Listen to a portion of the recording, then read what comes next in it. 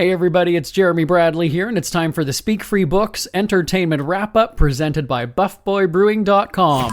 JB's Entertainment Wrap-Up. Brought to you by BuffBoyBrewing.com. Need your daily or hourly fix of fresh-flavored coffee? Check out Buff Boy Brewing Company for unique blends from around the world. International tastes with the finest roasts at BuffBoyBrewing.com. Here's what's making news this June 25th. Diddy will know his fate by the end of the week or possibly on Monday, as both sides rested their cases in his federal sex crimes trial. Now, the defense actually surprised most of the court because it didn't call witnesses and only introduced exhibits over the course of 20 minutes, which seemed incredibly short given how much evidence and testimony had been presented over nearly 7 weeks by the prosecution.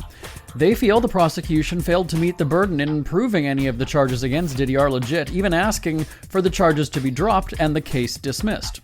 Obviously, it didn't work, right? Well, legal experts are saying that shows confidence in the defense team that it did enough to prove its case throughout the trial when cross-examination of the prosecution witnesses. There were 34 of them. Was it a smart move or not? We'll know any day now.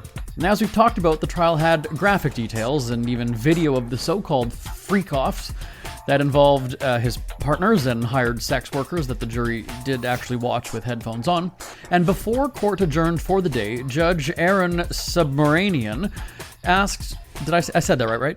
Subramanian? Yeah, asked Diddy how he was feeling. Diddy said, "I'm doing great, Your Honor. I've been wanting to tell you thank you. You're doing an excellent job."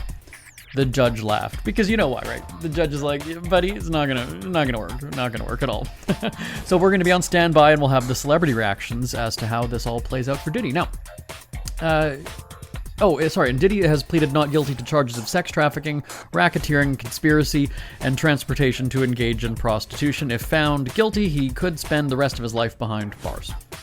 Let's shift gears to someone who admits that he's guilty, Jon Bon Jovi. He might be married to his high school sweetheart, but he says he has not been the most loyal partner throughout his relationship.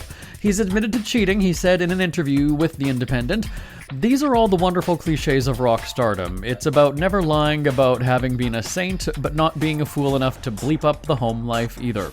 In fact, Bon Jovi sings about cheating in that 1993 song, Bed of Roses, right? He talks about having a mistress.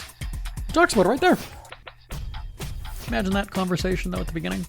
"Oh, it's just a song. It's just," and the wife is like, "No, I know how you are, buddy. I know." All right, well, we're gonna wrap this up, yeah? Let's check out your celebrity headlines for this Wednesday, June 25th. I'm back tomorrow right here on the Speak Free Books Entertainment Wrap-Up presented by BuffBoyBrewing.com. Till next time, I'm Jeremy Bradley. For a great cup of joe, there's one thing you should know.